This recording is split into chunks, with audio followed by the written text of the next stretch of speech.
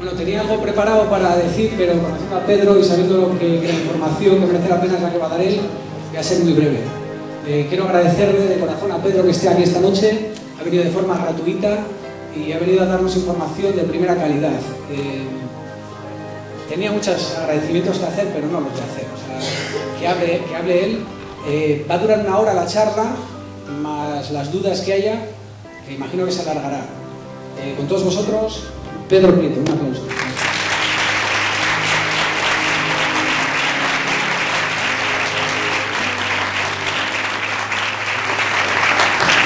Y estoy muy gratamente sorprendido de ver la cantidad de gente que ha venido por aquí, de esta región. Parece que el asunto de la fracturación hidráulica parece que tiene interés, un interés creciente. Entonces voy a tratar de explicar un poco desde una perspectiva que no suele ser la que los medios principales de comunicación suelen explicar, el asunto de la fracturación hidráulica, más conocida como fracking, por el inglés en fracking.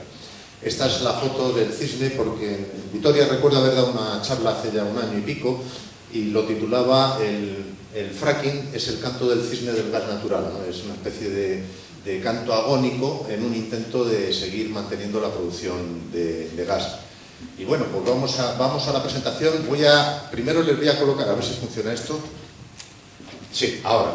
Les voy a colocar un poco en el contexto de cuál es el consumo de energía en el mundo y cómo ha ido evolucionando en el tiempo. Esto está en exajulios, que es una medida bastante difícil, luego lo pondré, muy norteamericana, pero bastante difícil de entender. Es 10 elevado a 18 julios y es una medida energética, pero es muy... Y esto sería desde cómo ha ido el mundo desde 1820 hasta el año 2010 aproximadamente. Y bueno, esto sería biomasa, carbón, petróleo, la evolución del petróleo. El petróleo es la energía dominante, gas natural es esto, esta sería la hidroelectricidad y esta la energía nuclear. Las modernas renovables casi ni aparecen en el esquema, ¿no? Esto sería cómo el mundo ha ido evolucionando de forma exponencial, sobre todo en el último siglo, ha ido evolucionando en el consumo. Es decir, el mundo en 1820 estaba en un nivel 1 y hoy estaría en un nivel 50 o algo así de consumo de energía. Este es el diagrama llamado diagrama de Sankey, también se conoce como diagrama Spaghetti, y es la forma en la que se consume energía en el mundo. Esto es un diagrama de la Agencia Internacional de la Energía, hecho con la energía que se consumió en el 2011, pero publicado en el 2013.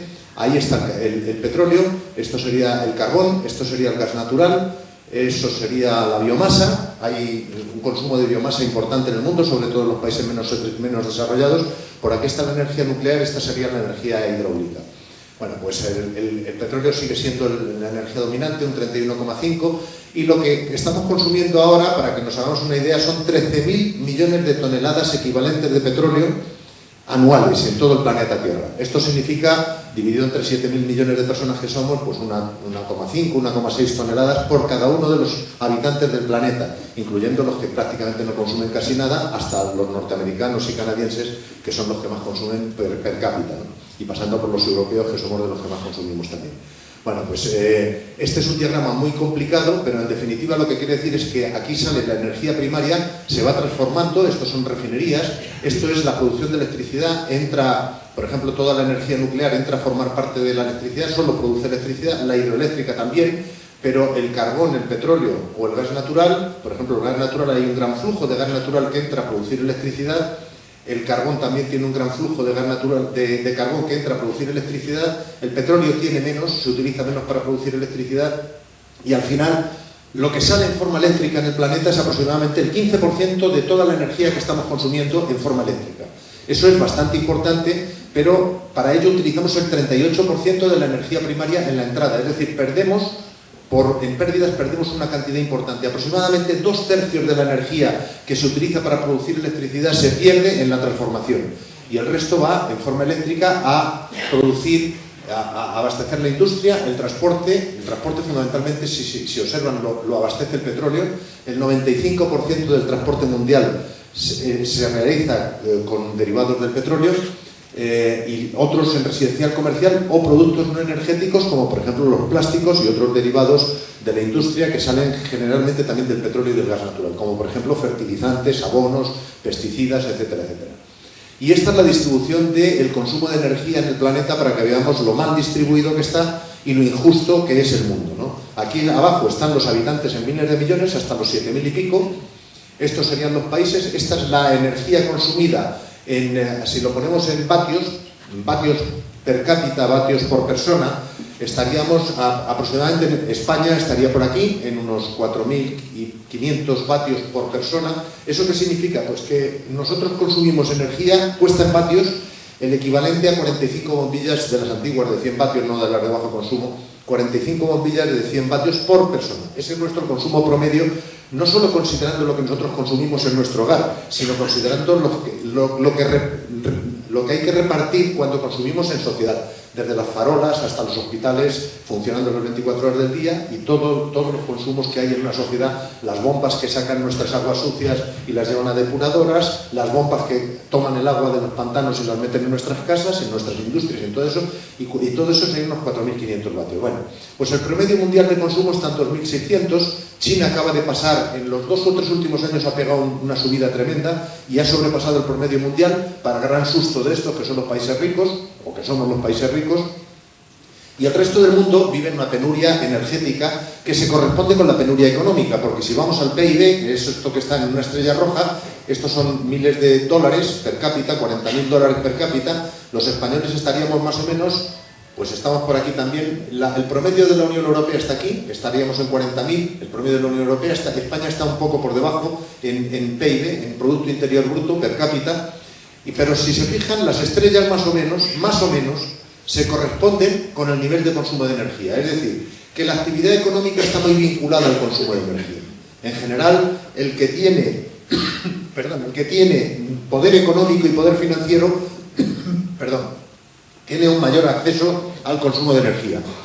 Esa es una realidad biunívoca que es muy molesta, porque efectivamente, porque indica que ahora todo el resto del planeta, si quisiera ser como los europeos, para que el resto del planeta pudiera alcanzar este nivel, tendría que multiplicar más o menos el consumo mundial de energía por 2 veces. Pero si quisiéramos imitar al nivel de vida norteamericano, habría que multiplicar casi por 4 el nivel de consumo de energía mundial. Y eso es realmente, al nivel de consumo que estamos ahora, es bastante imposible. No sé si voy a aguantar una hora con esta... Bueno, vamos a ver.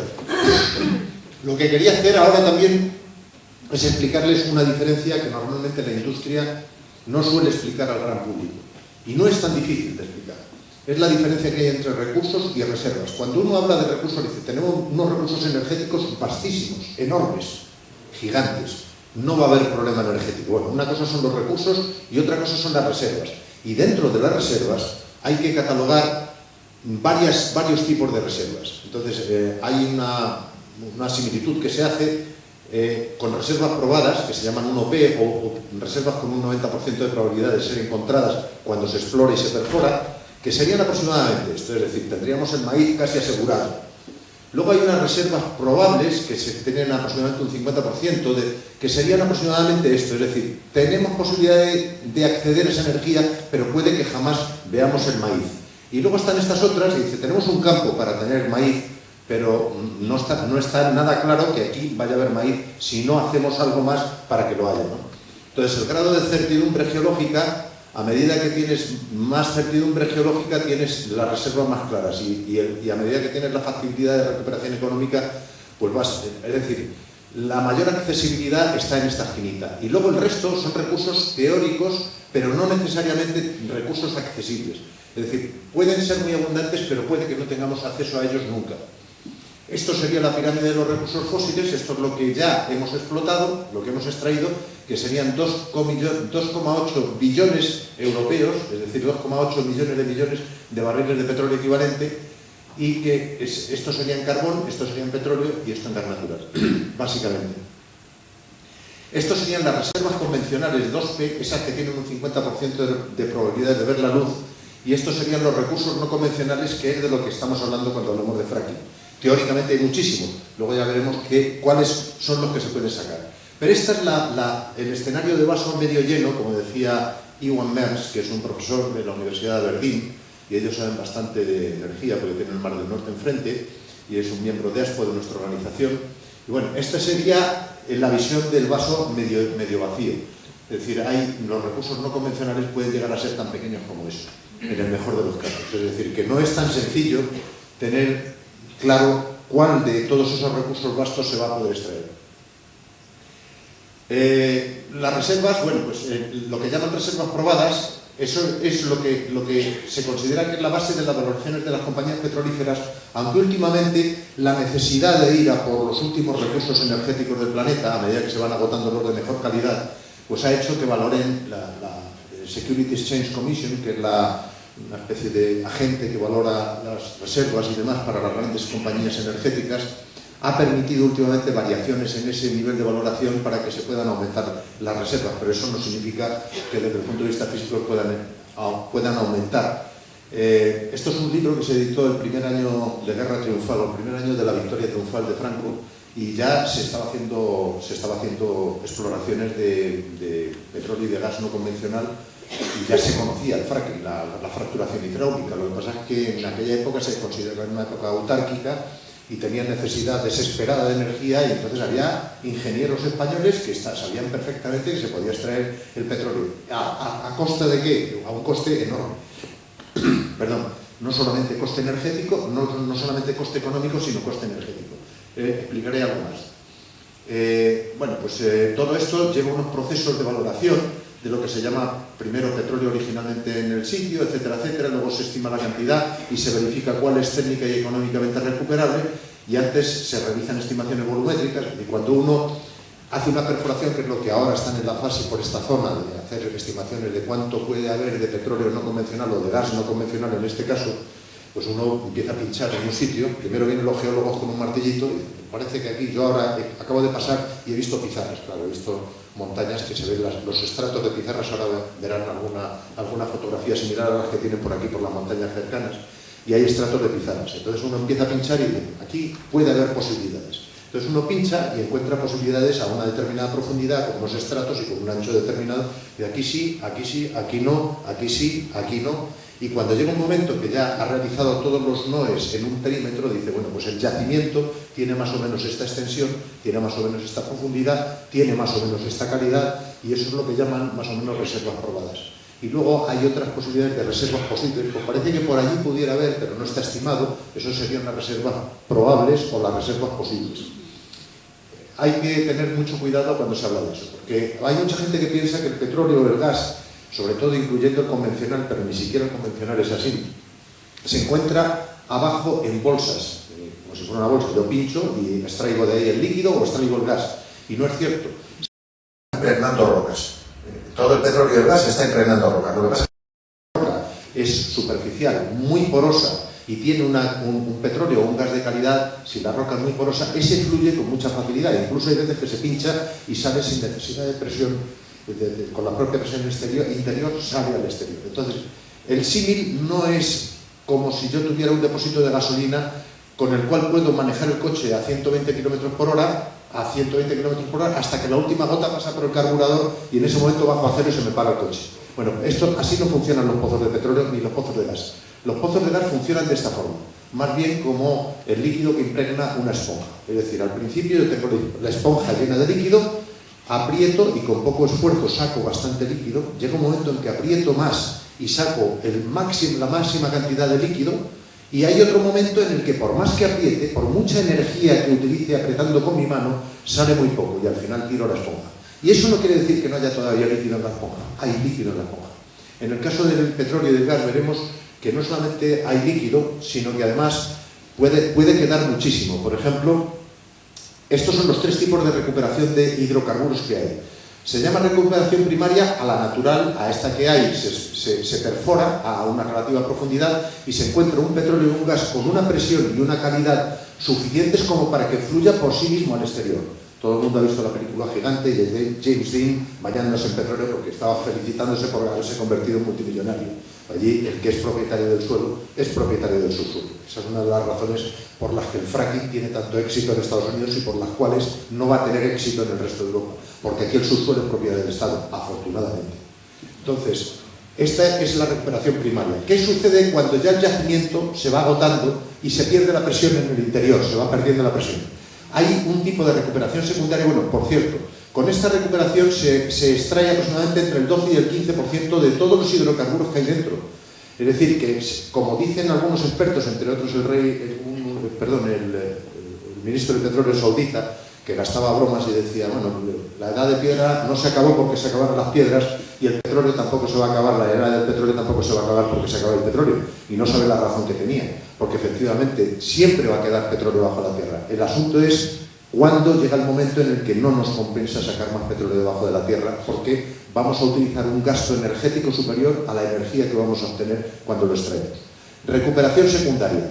Llega un momento en que para seguir recuperando hay que inyectar algún fluido dentro. Puede ser desde CO2, desde anhídrido carbónico que sale de una planta térmica, hasta agua del mar. Se inyecta agua del mar, se inyecta gas o lo que sea, y se mantiene la presión y con ello sube el petróleo o sube el gas mezclado con lo que hemos inyectado. Y cuanto más inyectamos, más sube mezclado por el resto. Esto es recuperación secundaria. La recuperación terciaria es de la que estamos hablando aquí, en las Merindades, y de la que estamos hablando en el norte de España en general, y ahora con la revolución del fracking o fracturación hidráulica. No solamente hay que inyectar fluido, sino que hay que inyectar fluido con productos químicos ultracorrosivos para romper las moléculas, para romper la roca, porque es una roca muy densa que tiene atrapadas las moléculas de gas o de petróleo dentro de sí, y para romperla, como es una roca dura, hay que hacer un esfuerzo tremendo y entonces se inyectan químicos y se inyectan arenas a alta presión con esos químicos que las grandes compañías multinacionales que operan con esto no quieren declarar y han conseguido no declarar porque ha habido dirigentes de medio ambiente de determinados países que permiten los estudios de impacto ambiental que no declaren qué tipo de venenos químicos se utilizan. Muchos de ellos son cancerígenos y mutagénicos, ya se conocen algunos de ellos, ya hablaremos de ellos, pero no me voy a centrar mucho en eso porque ya los grupos antifracking de todas las zonas del mundo, no solamente en España, sino en todo el mundo, ya tienen suficiente información y ya les habrán hablado muchas veces de eso. Yo me voy a centrar en la gran mentira que es el fracking con respecto a las esperanzas de poder sobrellevar un mundo energéticamente poderoso como el que tenemos hasta ahora. Esto es el concepto de permeabilidad. Si esto es gas convencional, estas son las medidas de permeabilidad, de mayor permeabilidad a menor permeabilidad. Bueno, pues el gas de pizarra está por aquí, este sería el gas de roca compacta, lo llaman tight gas, y este sería el gas convencional, que es el que se estaba extrayendo hasta ahora. Es decir, empieza a ser cada vez más difícil. Estos es algo parecido a la sal, esto sería una dureza equivalente al ladrillo, etcétera, etcétera. Es decir, bastante complicado. A medida que vamos extrayendo más, pues es más complicado. A ver si me funciona esto. Esto es. Hay otra cosa que es muy importante y es, no importa lo que tengamos abajo, cuánto nos digan que tenemos abajo, sino que lo importante es saber cuál es el caudal máximo al que podemos aspirar a extraer, con determinadas tecnologías que dominamos, cuánto tenemos un yacimiento en el interior. Bueno, pues aquí, en el 55, por ejemplo, estábamos descubriendo yacimientos por 30.000 millones de barriles al año y el mundo consumía apenas 4.000 millones de barriles de petróleo al año. En el año 2005, en el cuarto encuentro de política sobre la Tierra, no lo dijo Alfonso Guerra, lo dijo el presidente de ASPO, Sheldon Leclerc, un profesor de física de la Universidad de Uppsala, aunque lo repitió Alfonso Guerra en el cierre del Congreso, dijo, estamos descubriendo ya 4 o 5.000 millones de barriles al año, pero ya estamos consumiendo 30.000 millones de barriles al año. Es decir, estamos quemando, nos estamos empeñando las joyas de la abuela energéticas. Estamos ya sacando de lo que no hay, o sea, sacando de lo que tenemos, pero descubriendo menos campos, con lo cual nos estamos quedando sin reservas. Y es que el problema está en el grifo, en el tamaño del grifo, no está en el tamaño del depósito. Ese es el problema fundamental que tiene la humanidad por delante. A ver si puedo. Entonces, la gran pregunta que hay que hacerse es esto. Es decir, ¿por qué estamos yendo ahora al gas de pizarra y al petróleo de pizarra? Es decir, si hubiese campos como estos, en Oriente Medio, que son magníficos, con estratos muy superficiales, con unos yacimientos gigantescos como el de Ghawar, que tiene decenas de miles de millones de barriles, de toda esta zona, este triángulo, que es el que Cheney llamaba el premio gordo de la lotería. Dick Cheney, que sabía mucho de petróleo, en el gobierno de Bush, llamaba el premio gordo de la lotería esta zona. Por eso ellos tienen tropas militares en Omán, tienen tropas militares en Qatar, en Arabia Saudita, en Kuwait, ahora ya las tienen en Irak después de haberlo invadido, y a este Irán lo están mirando con ojo golositos. Es decir, si todavía hubiera suficientes campos de petróleo y de gas convencional, ¿por qué tendríamos que irnos donde nos estamos yendo? Es decir, ¿por qué estamos haciendo esto? Es decir, ¿por qué está sucediendo que en los últimos años las guerras y el terrorismo, lo que llaman el creciente auge del terrorismo, por qué el terrorismo cada vez se solapa más con los países productores de energía?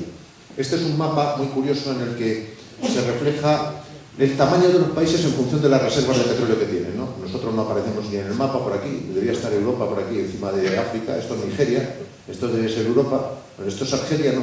Bueno, pues Argelia tiene conflictos, Libia ha tenido conflictos, Nigeria tiene conflictos, Venezuela está siendo un país considerado cada vez más por la prensa internacional como terrorista, Colombia tiene un problema también de guerrilla o terrorismo, según el que lo cuenta, Irak tiene un problema enorme, Siria ahora tiene un problema enorme, Irán está amenazado constantemente hasta con ser bombardeado, incluso con destruir instalaciones nucleares, algo que es una aberración, Kuwait ha tenido una guerra, por aquí hay bases militares, Qatar está teniendo revueltas, últimamente estamos teniendo Ucrania, que por ahí no aparece, tiene muy poco, pero es una llave para algunos países. Es decir, ¿por qué? Si hay petróleo suficiente, ¿por qué está sucediendo esto?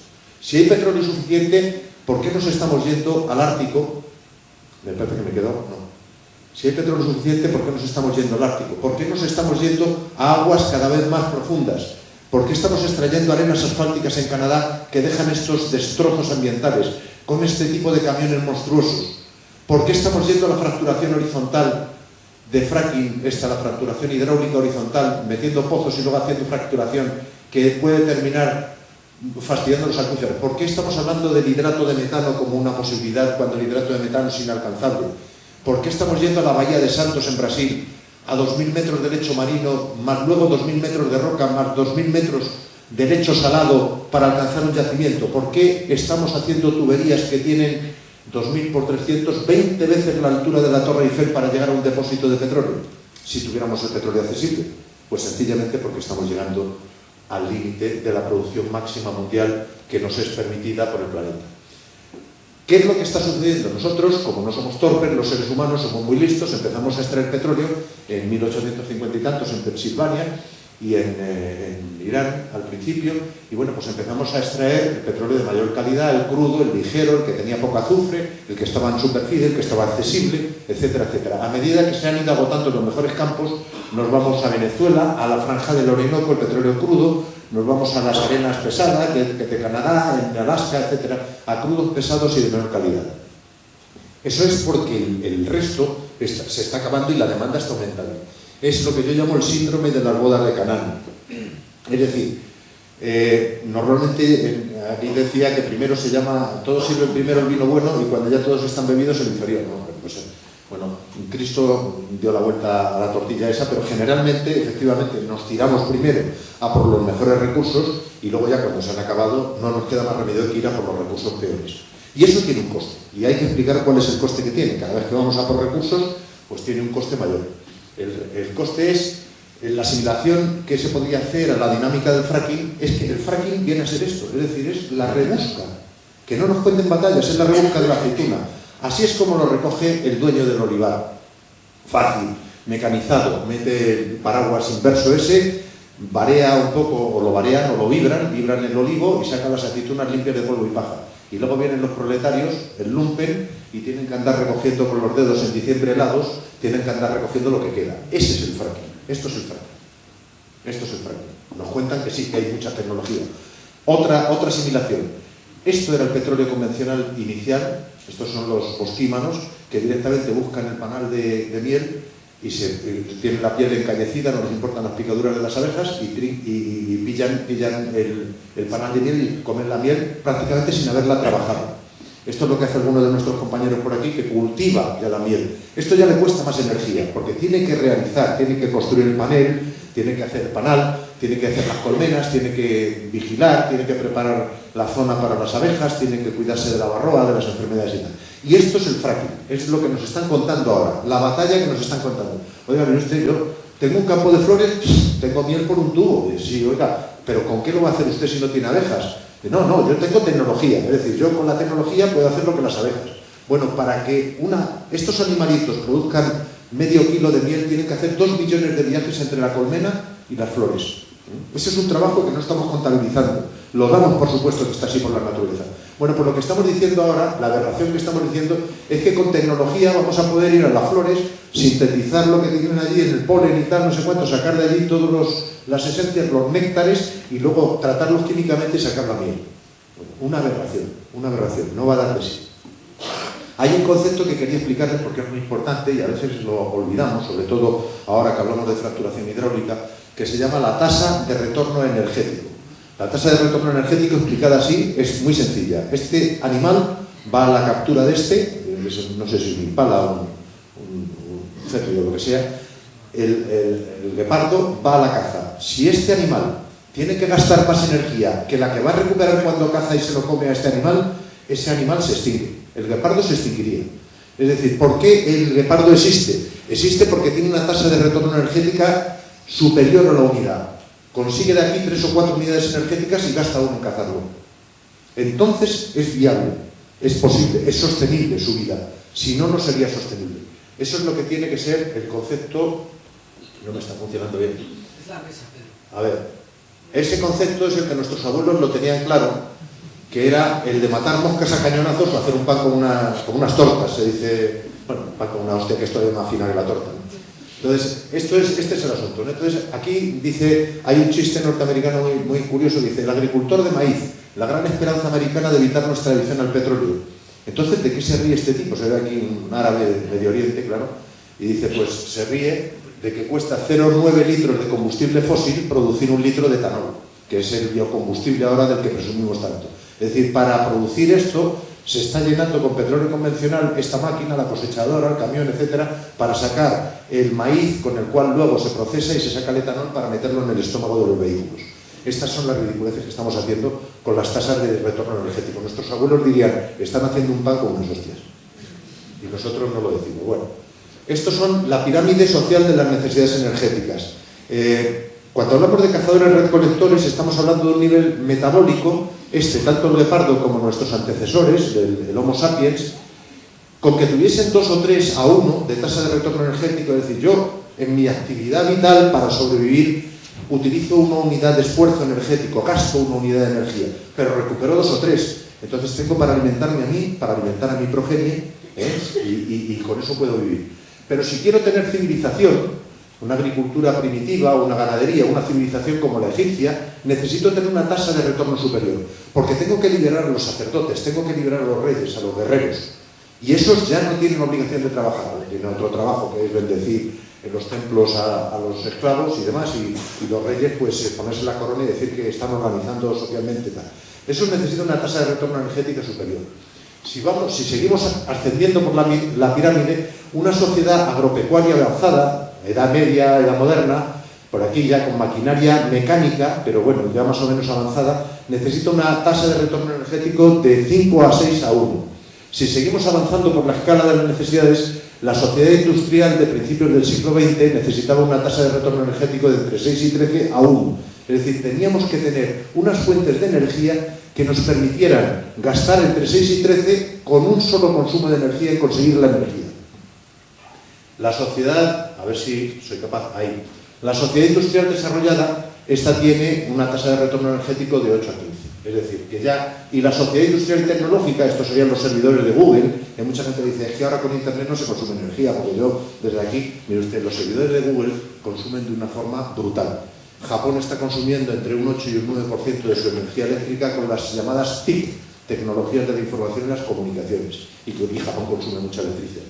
Es decir, es una sociedad que para hacer estas cosas, para llevar estos contenedores, para hacer estos aeropuertos, estas autovías, llevar esto de Internet, estas líneas eléctricas, estas fábricas robotizadas y demás, necesita una fuente de energía que tenga una tasa de retorno energético altísima, si no, esa sociedad no se puede mantener.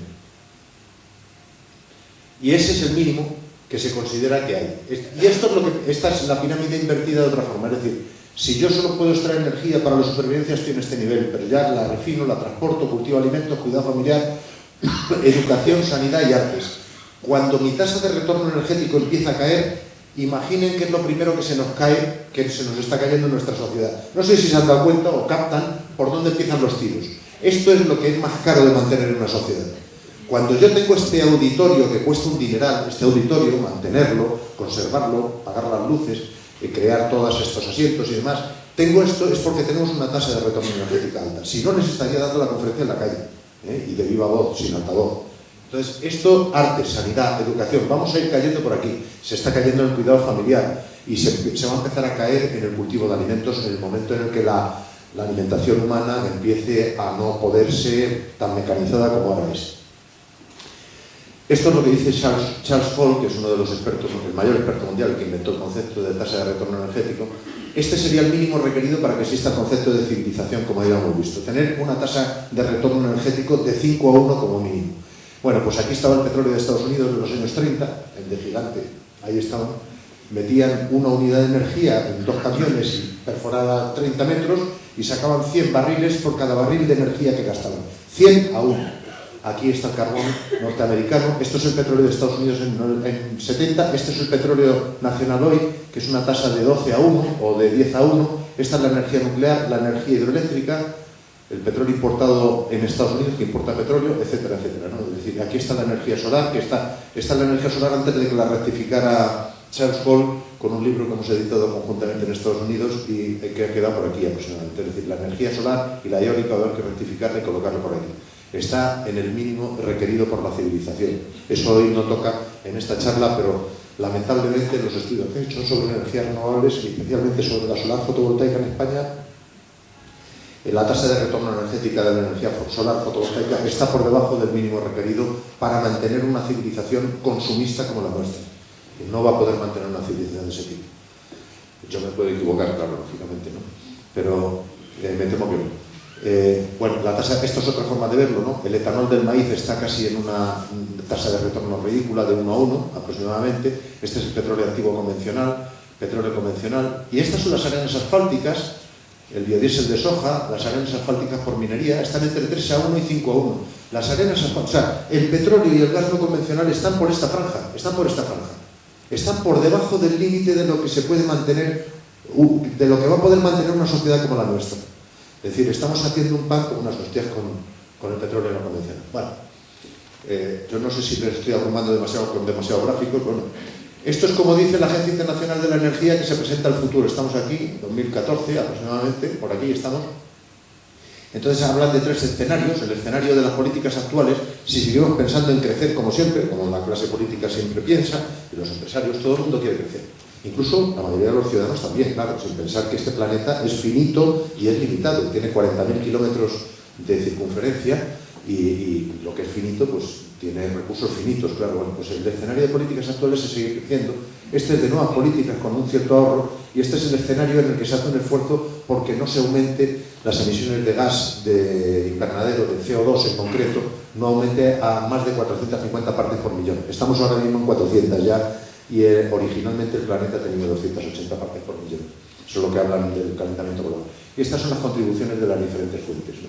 Bueno, pues todavía la propia Agencia Internacional de la Energía considera que el 76% de toda la energía será de origen fósil, incluso en el escenario de nuevas políticas, ¿no? Es decir, que no hay grandes variaciones en las previsiones. Eso es lo que piensan ellos y esto es lo que pensamos los que creemos que el mundo está limitado. En ASPO, de Association for the Study of Peak Oil and Gas, que yo represento en España, pensamos que el petróleo convencional está por aquí, está bajando. Estos son los petróleos no convencionales, ese sería el petróleo pesado y ultrapesado. Esto sería el petróleo de aguas profundas, petróleo polar es el que está en blanco. Esto sería los líquidos que se sacan combustibles del gas natural y se asocian al petróleo. Esto sería el gas y esto sería el gas no convencional, de lo que estamos hablando aquí, sacar el gas no convencional. Bueno, pues Esta es la curva que podemos esperar todos hacia 2030, 2050 que podemos tener por ahí. El carbón, esto es petróleo, esto es gas, esto sería carbón, según el Energy Watch Group, estaría un poco más adelante. El cenit, el punto máximo de extracción, que está por aquí, es inminente, ya hemos sobrepasado el petróleo convencional y vamos a sobrepasarlo pronto el petróleo no convencional. En carbón llegaremos hasta el 2020, 2025, 2030, pero utilizando el carbón más terrible de todo, que es el carbón subbituminoso, el carbón que tiene menos densidad energética por kilo de carbón extraído, con lo cual hay que hacer una minería mucho más extensiva y mucho más intensiva y mucho más destrozante, y quemar carbón que tiene muchas más impurezas y emite muchas más impurezas a la atmósfera. Este sería el uranio, que mucha gente cree que la energía nuclear va a ser el futuro de la humanidad. Bueno, pues el uranio tiene 3 escenarios posibles de reservas probadas, probables y posibles, aquí se llaman de otra forma, pero incluso contando las mejores reservas del mundo, bueno, pues ahora estamos por aquí aproximadamente, tenemos un hueco tremendo, porque este hueco, esta es la producción mundial de uranio y este es el consumo. El consumo está muy por encima de la producción y ahora tenemos un problema grave, porque ese consumo se rellenaba con el desmantelamiento de las bombas atómicas soviéticas, de la época soviética, y ese proyecto se ha acabado ya ahora en 2013-2014 y ya no se va a suministrar. Entonces ahora está subiendo esta curva todo lo que puede, pero el uranio ya no va a dar mucho más de sí. Y esto simplemente es para alimentar las 440 centrales nucleares que hay en el mundo funcionando, 440, 450, y que aportan apenas el 5% de la energía que consumimos en el mundo. Es decir, si tuvieran que aportar el 100%, habría que multiplicar por 20 el consumo y, por tanto, las reservas tardarían 20 veces menos en agotarse. Es decir, que antes de construir las centrales nucleares, que teóricamente podrían sustituir el petróleo, el carbón o el gas, habríamos acabado con el uranio. Es decir, no piensen que la energía nuclear, de la que no voy a hablar de los efectos de la radiación y de Fukushima y tal, porque podemos estar toda la noche, tampoco va a ser una panacea, ni un sustituto, ni un reemplazo. Y así es como lo ve la propia Agencia Internacional de la Energía. Esto no ha salido en la prensa, pero esto es la Agencia Internacional de la Energía en su informe del 2013, el World Energy Outlook. Bueno, pues esto es lo que está diciendo, que es la producción observable en todos los campos actuales, incluyendo el petróleo ligero de roca compacta y el extrapesado y bituminoso que está aquí, y si se ve, no es prácticamente nada. Y esto es lo que sería 2020-2035. Ahora estamos en 70 y tantos millones de barriles, excluyendo los líquidos del gas natural, que son aproximadamente unos 10 o 12 millones de barriles, y excluyendo todo eso, hay una caída brutal por agotamiento de los yacimientos. Lo está diciendo la Agencia Internacional de la Energía, pero no queremos verlo. Esto es una imagen dramática, porque que en el año 2020 o en el año 2030, si no hay ausencia de más inversiones, que es la coletilla que utiliza la Agencia Internacional de la Energía para curarse en salud, dice, oiga, inviertan ustedes. Dice, ¿pero cuánto hay que invertir? Cientos de miles de millones de dólares, todos los años y todos los años, para que esto pueda más o menos resucitar, porque son de los que creen que metiendo dinero, que el dólar o que los billetes de papel pueden ayudar al mundo físico a salirse de la realidad. Y el billete de papel pues da lo que da de sí, pero no da, la física es otra cosa. El cenit de producción no es una teoría, el cenit de la llegada a la producción, porque hemos pensado en ASPO que tenemos un problema con la llegada al cenit de la producción mundial de petróleo, porque hemos observado que más de 50 países productores han pasado ya ese cenit y están en declive, en franco declive o en declive terminal de producción de petróleo, porque de donde no hay, no se puede sacar, y como los yacimientos son finitos, cuando se agotan, se han agotado, y se puede extraer un poquito más aplicando tecnología, pero lo que hay es lo que hay. Este es el mapa. Este es el petróleo de México. México, esa es la exportación, ese es el consumo, y lo gris es la producción. Si se fijan, la exportación está cayendo drásticamente porque el consumo interno de México sigue aumentando ligeramente y su producción está cayendo también. Es decir, Cantarell, que es el segundo pozo, yacimiento más grande del mundo, en México, después del de Baguar en Arabia Saudita, está en declive terminal. México tiene unos problemas horrorosos para sobrevivir porque estaba contando con los ingresos por divisas del petróleo y esos ingresos están cayendo drásticamente aquí, su consumo sigue aumentando ligeramente y las exportaciones que les daban dinerito fresco, sobre todo a Estados Unidos, están cayendo de forma brutal. Bueno, eso es México, esto es Noruega, observen la caída de Noruega, un país altamente tecnológico. Claro, casi todo es exportación, porque Noruega tiene un consumo pequeño, la exportación es verde, el consumo es esta línea negra y la producción está ligeramente por encima, todavía están exportando, pero vamos, a un nivel menor que México de la producción. Venezuela está caída, este fue el cenit principal en los años 70, esto ha sido una caída de producto de tensiones sociales, no geológica, pero esto es una caída geológica. Y este es el consumo interno de Venezuela que está aumentando, con lo cual las exportaciones están cayendo drásticamente, que es lo verde. Eso es Venezuela. Esto es Argelia, que también está cayendo drásticamente. Argelia es una bomba de relojería. Nos está suministrando el 30 o el 40% de gas que consumimos en España y es una bomba de relojería. Va a tener elecciones este fin de año, o este año creo, y bueno, puede estallar, porque es que las exportaciones están cayendo de una forma dramática y el pueblo demanda cosas. El Reino Unido es un caso paradigmático. Importaba, descubre el Mar del Norte, empieza a producir, exporta petróleo y llega un momento que se convierte otra vez en importador. Es decir, de donde no hay, no se puede sacar. Y al Reino Unido no se le puede decir que es que no tenga tecnología. Reino Unido. Pero Indonesia era un país de la OPEP. Se ha tenido que salir de la OPEP. ¿Por qué? Pues porque está importando petróleo. Un país con 200 millones de habitantes. País con mayor número de musulmanes del mundo. Argentina tiene un problema dramático social. Argentina estuvo exportando petróleo y llega un momento en que su producción ha empezado a caer, su consumo subió y este año ha dejado de exportar petróleo y se convierte en importador. No solamente no ingresa divisas por el petróleo que exporta, sino que tiene que empezar a gastar divisas en importar petróleo. Un problema de tensiones sociales enorme y con el gas le está pasando bien. Perdón. Malasia está en la misma situación.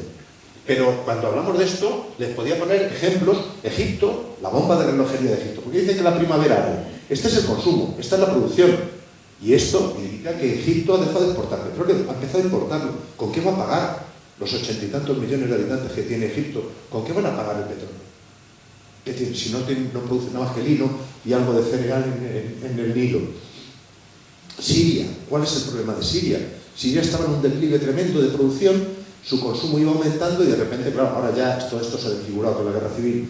Irán ha tenido un pico máximo y ahora lo ha podido subir. Esto fue el golpe de la revolución y ahora esto es un golpe político, no geológico, pero esto es un golpe geológico y este es su consumo interno. Es decir, el consumo interno está aumentando de una forma tremenda y la producción no aumenta, con lo cual el petróleo para exportación. Libia es otro caso dramático, claro, el consumo iba subiendo y llegó un momento en que el petróleo, la producción no subía mucho y bueno, pues vino lo que tuvo que venir en Libia, claro que los países... Bueno, pues estos son todos los países que están analizados por los que estamos trabajando en ASPO, que son datos públicos, para el que los quiera ver, yo los dejo por ahí, Brasil, Vietnam, no sé qué, Bolivia, Brunei, todos estos países, muchos de ellos son productores y ya han pasado hace años del pico del petróleo. Entonces, cuando llegas al pico, todos estos, no les quiero abrumar, pero vamos, hay un problema enorme de abastecimiento de petróleo, pero si hablamos de abastecimiento, está la producción mundial de petróleo, pero estas son las exportaciones que quedan disponibles para los que tenemos que importar el petróleo porque no tenemos producción interna. Las exportaciones posibles están en menos de la mitad en estos momentos. De los 80 y tantos millones de barriles, hay menos de 40. En estos momentos estamos aquí, menos de 40. Entonces yo he trazado 3 alternativas posibles, que son considerar que tenemos Estados Unidos, Europa y Japón sumados las importaciones que tienen estos 3 grandes, Europa, la Unión Europea, Estados Unidos y Japón, decreciendo al 1%, manteniéndose al 0% o creciendo al 1%. Y esta, su demanda de petróleo, ignorando al resto del mundo que también necesita importar petróleo, se choca con las exportaciones posibles de petróleo entre el 2015 y el 2020. Es decir, esos 3 grandes colosos van a tener disputas entre sí por el petróleo que quede disponible para las exportaciones pasado mañana en términos históricos. Pero es que ya está viendo... bueno, estas son las exportaciones mundiales de petróleo y aquí está el 2005, el 2010 y van a caer de una forma brutal. Y ahora ya pasamos a las pizarras. Vamos a pasar a las pizarras que no son, las pizarras de las que vamos a hablar no son ni esta ni esta. Son las pizarras que hemos visto en los montes y que son otras, ¿no? Aquí hay una frase muy interesante que es esta frase que dice que en la producción de petróleo y gas no convencional, lo que es no convencional no es el petróleo y el gas que se extrae al final, sino el método que se utiliza para extraerlo. Y eso es lo que estamos haciendo. Esto es el fracking, hecho por un colega de aquí del País Vasco, que son de los que son más conscientes de los movimientos sociales más activos en contra del fracking. Pues está la perforación horizontal, la vertical, y a partir de aquí se hace perforación horizontal, unos yacimientos, estos son los acuíferos, generalmente a un nivel superior, y se hace por aquí. Lo que dice la industria es, oiga, pero usted, yo soy muy limpito. Eu soy muy limpillo, me dice mi nieta que habla portugués. Eu soy muy limpillo. Bueno, pues estos también dicen que son muy limpillos, ¿no? Porque dicen, yo paso por los acuíferos sin tocarlo ni mancharlo, como decía el rayo de la luz de la Virgen María, paso por los acuíferos sin tocarlo ni mancharlo, y luego llego aquí y meto la basura, no pasa nada, queda ahí abajo la basura y tal. Bueno, vamos a ver si eso es así o no es así. Esto es lo que se llama el shale oil, y estos lentes de arenisca, estos los yacimientos, alta porosidad, alta permeabilidad, y esto es la baja porosidad, baja permeabilidad, bajo nivel de saturación, lentes desconectadas cuando se hace el fracking y tal, y todo eso, ¿no? No les voy a abrumar mucho con... A ver, no, me he colado aquí, a ver, voy a ver si puedo manejar esto. No sé dónde le he dado, pero se ha debido cansar la máquina ya de mí. Y ahora el cable se me enrolla. Bueno, vamos a ver. Esto es lo que a ver. Esto es lo que tiene por ahí. Vale. Esto es lo que tiene por ahí, los montes cercanos. Esto es oil shale, es decir, es querógeno, es una pizarra real rica en materia orgánica que es el precursor del petróleo, pero no está ni siquiera lo suficientemente cocinado. También tienen de esto, ¿eh? Hay petróleo de pizarra, que es análogo al gas de pizarra, petróleo real en un yacimiento de calidad muy pobre. Se puede producir y extraer mediante costosos pozos horizontales y fractura. Aquí hablan de 24.000 millones de barriles, según la Energy Information Administration, y otros hablan de 2,1 billones de barriles, que es todo lo que se consideraba que había de petróleo, de recursos, de reservas probadas de petróleo, desde que empezamos a consumir petróleo en 1850. Pero hay que verlo, ¿no? Entonces, ¿qué es lo que aparece en los medios de prensa? En los medios de prensa lo que aparece es esto. Estados Unidos todavía depende del intermedio, pero si somos unos machotes, si ya estamos a punto de exportar petróleo, estamos a punto de exportar el gas, el cambio de juego, nuestro querido ministro Soria, España no puede permitirse perder la carrera del fracking, corre, cuanto más corras, no reflexiones, corre, espaldarazo global al fracking, todos hablan de todo esto, ¿no? Entonces, ¿qué es lo que hay detrás de todo esto? El Economista, a veces estos ya son más recientes, ¿no? Implicaciones geopolíticas, Estados Unidos se encamina a lograr la independencia energética. ¿Por qué estos titulares? ¿Quién reflexiona sobre estos titulares? ¿Cómo aparecen los datos aquí? ¿Hay alguien que ofrezca datos? ¿Por qué no ofrecen datos exactos de qué es lo que hay? Estos son los datos. Y no los he puesto yo, los ha puesto la Energy Information Administration de los Estados Unidos, que es la representante de las asociaciones y de todas las entidades energéticas de Estados Unidos. Esto es con respecto al gas. Esta es la producción de gas, incluyendo el gas normal, el convencional, el gas que sale asociado con el petróleo, el gas del lecho de metal, del lecho de carbón, el gas no asociado que está en plataformas marítimas a altas profundidades de tal, el gas compacto de roca compacta y el shale gas, que es el gas de pizarra. Esto es lo que prevén, este es el gigantesco crecimiento que prevén hasta el año 2035. Pero su consumo está aquí, señores. ¿Qué es eso de que van a exportar? ¿Qué es eso de que van a exportar? ¿Qué pasa? ¿Que el consumo va a hacer así en el 2035? ¿O se va a mantener así y van a poder exportar todo esto? ¿Qué es todo eso en el mundo? Una porquería de la producción. Esos son datos norteamericanos. No me los he inventado yo. ¿Por qué no les explican esto a los ciudadanos? Estoy irritado, ¿eh? ¿Por qué no les explican esto? Claro. Este es el petróleo, es todavía peor. El petróleo es todavía peor. Señores, estos son 10 millones de barriles diarios, cero. Esta es la tendencia de la producción del petróleo convencional en Estados Unidos. Y esto es lo que piensan sacar de shale oil, de gas de petróleo de pizarra. Esto es lo que piensan sacar, la parte roja. De aquí al 2035. ¿Qué porquería es esa si su consumo está aquí? 8, 10, 12, 14, 16, 18, 20. Estados Unidos llega a consumir 21, 22 millones de barriles. Ahora están 19 por la crisis económica. 18. Va a ir hacia 18. Pero ¿cómo cubrir este hueco? ¿Qué es eso de que van a exportar? ¿Qué es eso de que van a ser independientes? Si compran 10 millones de barriles diarios y los tienen que importar para autosatisfacerse.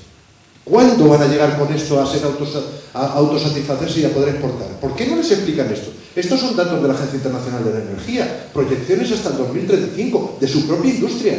¿Por qué no les explican esto? Esto es lo que representa el shale en Estados Unidos.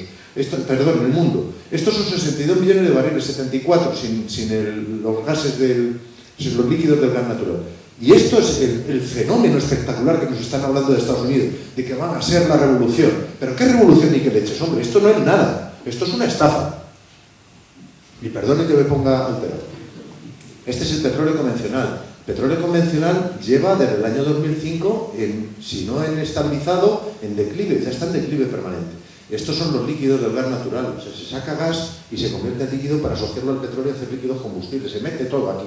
Se mete el rojo, que son los biocombustibles. Estos biocombustibles, hay 1,5 millones. Estamos dedicando, Estados Unidos dedica cerca del 50% de su producción de maíz, principal productor del mundo de maíz.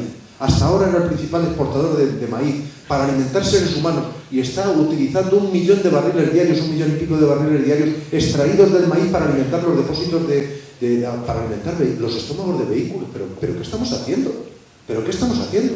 Y Argentina soja, y Uruguay soja, y Brasil soja. ¿Pero esto qué es? ¿Esto qué es? Para sacar esta porquería de 80 millones estamos sacando todo esto a base de destrozar el planeta y destrozar los cultivos y de empobrecer los suelos. ¿Pero esto qué es? Este es el amarillo, es el aumento de los... Bueno, esto es una tabiquia, el aumento de producción por los procesos de refinación y demás, pero bueno, esto es lo suyo. Y el gas, el pesado del resto del mundo, esto es el pesado del resto del mundo.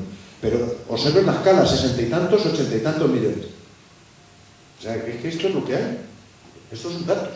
Esto es el asunto, ¿no? Lo que estamos haciendo es clasificar la rebusca, la aceituna de la rebusca, como si fuera oro líquido, o sea, si estuviera ya refinado y fuera aceite de virgen extra de la leche, ¿no? O sea, hemos pasado, o sea, entonces te decía, en 2007 decía, somos la 8ª potencia mundial, la envidia de Europa, y pocos años después nos habían colocado en el puesto 122 de los países con menos credibilidad financiera. Bueno, pues con el petróleo y el gas viene a pasar algo similar. Es decir, tú tienes una calidad media alta, pero cuando estás entrando en querógeno, gas de pizarras y tal, no sé qué, estás con unos costes enormes y unos riesgos enormes energéticos, medioambientales, etcétera, etcétera. Esto es la clasificación. ¿Qué es lo que está pasando últimamente? Que no nos cuentan tampoco. Pues estos son datos de Wall Street Journal. Y estos son los datos desde el 2009 hasta el 2013 de 3 grandes, ExxonMobil, Royal, la Shell y la Chevron. Esto es el gasto de capital para exploración y perforación y demás y tal. Este es el gasto de capital, y esta es la producción. ¿Por qué no aumenta la producción si está aumentando las inversiones brutalmente en intentar explorar y sacar más energía? Pues no, porque de donde hay no se puede sacar. Esa es la cuenca de Barney, donde se ha perforado tanto como en toda Rusia, pero con un rendimiento de explotación de menor de 200 veces que Rusia en metro cuadrado de gas obtenido por pozo. Esas son todas las perforaciones. Las negras son lo que llaman en inglés sweet spots, que son los puntos dulces. Serán los dulces para los que los administran, porque para el resto hacen falta para sacar 1000 metros cúbicos de gas, que es lo que consume yo creo que una familia, 2 familias en un año, depende de cómo consuman. Hace falta inyectar 100 kilos de arena fina, 2.000 litros de agua limpia, 40 litros de químicos muy corrosivos y la mitad de ese agua vuelve a subir y hay que procesarla para quitar los químicos. Eso de que se queda abajo es una mentira. Cuando sale el combustible, para extraer el combustible, sale mezclado con la mierda que hemos inyectado antes previamente. Y el gas natural se acepta que, bueno, se puede procesar hasta un 6% de contenido de nitrógeno en el gas natural, pero si llega a tener hasta un 50%, como ha sucedido en Polonia, que era una de las grandes promesas europeas del gas de fracking, pues apaga y vámonos porque eso no arde ni para atrás, claro, con el nitrógeno. Por eso los que estaban entrando en Polonia se están marchando. Estos son los yacimientos, los 6 principales de yacimientos. O sea, en el gas de esquistos de Estados Unidos, esta es la cuenca de Barnett y esta es la cuenca de Haynesville, ¿no? Haynesville. Ya hay claros indicios de que algunas ya están en declive, de las principales, pero es que lo curioso es que los 6 principales de yacimientos de aquí ya sacan el 88% de la producción y el resto les dan una virutita. O sea, los 17 últimos yacimientos están aportando el 1% de la producción, no dan prácticamente para nada. Lo que está sucediendo es que una vez que llegan al declive, cuando llegan al límite, al cénit de la producción, la caída de los yacimientos no convencionales es muchísimo más rápida que la de los yacimientos convencionales. Caen rapidísimamente. Estos son meses. Es decir, yo empiezo a extraer gas el año 1, y el mes 1, y el mes 6 estoy extrayendo casi la mitad. Y el mes 36 estoy extrayendo el 10%. Y luego abandono el pozo y me voy con la música a otra parte. Soy como el circo Price. Esta industria es como el circo Price, es un circo ambulante. Van con los camiones, ahora veremos los camiones. Esto es el mito perfecto es el de la Reina Roja. La Reina Roja era lo de Lewis Carroll, ¿no? El de Alicia. harina roja, que tenía que correr cada vez más para mantenerse en el mismo lugar. Eso le pasa a la industria del fracking. Tiene que perforar cada vez más pozos en los yacimientos de Estados Unidos para simplemente mantener estable la producción y que no se le caiga. Y llega un momento en que están entrando con un problema financiero tremendo, ¿no? Entonces las perforaciones se tienen que ir multiplicando. Aquí hay, no sé por dónde están los pozos, estos son número de pozos. El número de pozos está subiendo de forma exponencial, pero llega un momento en que la producción de petróleo, esto es la producción de petróleo y número de plataformas. Mira, las plataformas llega un momento que, como no son tontos, se dan cuenta que para que hagan así quieren aumentar el número de plataformas. Ya no las aumentan y inmediatamente, 20 y tantos meses después, ¡pum!, empieza a caer la producción. Porque claro, si no sigues explorando y tal, con la caída de los pozos que tienen, que duran meses exclusivamente, y luego tienen unas caídas brutales, pues no van a ningún lado. Esto es el petróleo de roca, esto es el shale oil, lo mismo, le pasa lo mismo. Aquí hay dos campos que son Bakken y Eagle Ford. Bakken es este, Eagle Ford, que suman prácticamente toda la producción de petróleo de esquistos de Estados Unidos. No sé cuánto, pero el 81%. Y eso está ya en declive. Esto es la luminaria que forma la extracción de petróleo de esquistos en Estados Unidos. Esto es la ciudad de Minneapolis, esto es Chicago. Y esto es la producción de petróleo, o sea, quemando, o sea, sacan petróleo de esquistos y como no les da tiempo a hacer ni gasoductos ni oleoductos, el gas que sale asociado al petróleo lo tienen que quemar en boca de pozo y forman este horror ecológico que está ahí. Esto es una cosa, es una cosa inconcebible. ¿Por qué no les cuentan eso, los de la industria? Estos son los declives anuales, esto es Bakken, esto no sé cuánto. O sea, estos son meses. Eso es lo que pasa con pozos. O sea, en Arabia Saudita hay pozos con 60 años de antigüedad que están produciendo. En Irak, con 50 años de antigüedad que están produciendo. Estos son meses de producción. Esto es pan para hoy, hambre para mañana. En meses, no en años. Esto ya es la cuenca de Bakken con mayor detalle, ¿no? Estos son 40 millas, 20 millas. Estos son los pozos, ¿no? La distribución de los pozos a diferentes alturas. Los 145 son el 20% de términos de productividad animal. En fin. Algunos de ellos, hay algún dato de mayor interés, por ejemplo esto, la distribución de pozos horizontales está más o menos así. Esto es el punto dulce de Parshall, que es donde han encontrado más chicha dentro de la poca chicha que hay en estas cosas, en la cuenca de Bakken, y esto ya está absolutamente destrozado por el interior en cuanto a pozos horizontales y demás. Estos son lo que es, por eso dicen que pasan sin mancharlo ni tocarlo, porque hacen un encapsulado triple con tubo de perforación. Esto es lo que le venderá a la industria. Oiga, somos muy limpiños, nosotros bajamos, tenemos triple protección, no va a pasar nada y tal. Claro, eso es lo que le están contando, pero bueno, las emisiones son terribles, esto ya les contarán los antifracking con mucho más detalle, que los tienen. Pizarra, no sé qué, los habitantes sufren dolores, tal, más de 100 lugares identificados con contaminación, pero esto lo dice la Agencia de Protección Ambiental de Estados Unidos, no lo dice, que por cierto es bastante proclive y aliada de los grandes productores. Pasa como aquí ahora con los estudios de impacto medioambiental, que van a tragar con cualquier cosa lo de medio ambiente, pero en fin, así están las cosas. Torres de perforación, compresores, purificación, ahora veremos algunas cosas de estas, consumo de territorio, áreas, plataformas de exploración, vamos a ver todo lo que... Bueno, algún dato, por ejemplo, el emplazamiento del Cana, por ejemplo, en British Columbia, esto es Canadá, 1.576 millones de litros de agua, que son 98 millones de litros de agua por pozo. Hay un problema gravísimo con el agua dulce. En algunos sitios donde está escasa, como por ejemplo en Vaca Muerta en Argentina, ya veremos si termina explotándose, porque las necesidades de agua dulce son tremendas. 78,4 millones de kilos de arena, 30 millones de litros de productos químicos para fractura, 500 etapas de fracturación, estos son las etapas de fracturación. Y 40.000 caballos de potencia para bombear el fluido para fracturar, es decir, que gastan, hacen un pan como unas hostias. Claro, esto es una cosa tremenda. Estas son las imágenes aéreas de los pozos. Esto es lo que hay que ver. Estos son los yacimientos. Esto es lo que sale después de haber metido. Después de haber metido sale y lo tienen en balsas de plástico y ahí está la piscinilla. Imaginen que viene una lluvia torrencial y se lo lleva. ¿Quién se hace responsable de eso? Estos son los camiones, estos son los compresores, estos son camiones, perforadores, los camiones cisterna para transportar, etc. Esto es lo que ya lo había comentado, ¿no? 6% de tal, esto ya está comentado. Y estas son algunas imágenes aéreas de los destrozos ambientales que forman. Estos son las perforaciones, estos son los camiones, estas son el estado de las carreteras. He visto por aquí, las carreteras son bastante endebles, tienen una infraestructura. En Estados Unidos se está dando por supuesto que este coste, el de construir las infraestructuras, Estados Unidos es el país que tiene mayor número de kilómetros de carretera asfaltada de todo el mundo. Tiene 1 kilómetro lineal como mínimo, ahora ya un poco más, 1 kilómetro lineal de carretera asfaltada por kilómetro cuadrado de territorio.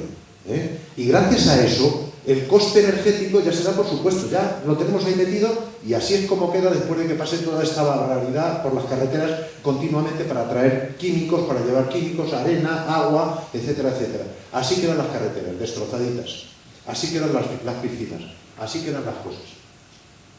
Eso es los yacimientos de Canadá. Ese es el futuro que les espera a los que están extrayendo petróleo y gas no convencional. Estos son las vistas aéreas. Esto, ¿quieren ustedes que sean así las merindades? Esto es lo que va. Y ya, yo creo esto es un chiste, es engordar para morir, es decir, ahora ya están contentos, ya han llegado a la productividad total, al pleno empleo, han llegado al pleno empleo en el país. Eso es lo que buscamos, llegar al pleno empleo de esa forma. Bueno, que no queremos verlo, es decir, sabemos que hay un problema energético y no queremos verlo, aunque lo estamos viendo todos los días. Estos señores están representando a grandes productores de energía y sin embargo no nos damos cuenta. Esto es la Champions League, ¿no? Y Nadal, y aquí está el otro, y el golfista, Lukoil, los coches, y Raúl, que también anuncia gas, y el otro, curiosamente el gas del enemigo, ahora es el gas del enemigo. Este es Messi, que está con el Qatar Foundation y demás y tal. Pues eso es todo lo que tenía que contarles. Espero que ya con eso se den por satisfechos y estoy a su disposición si quieren alguna pregunta.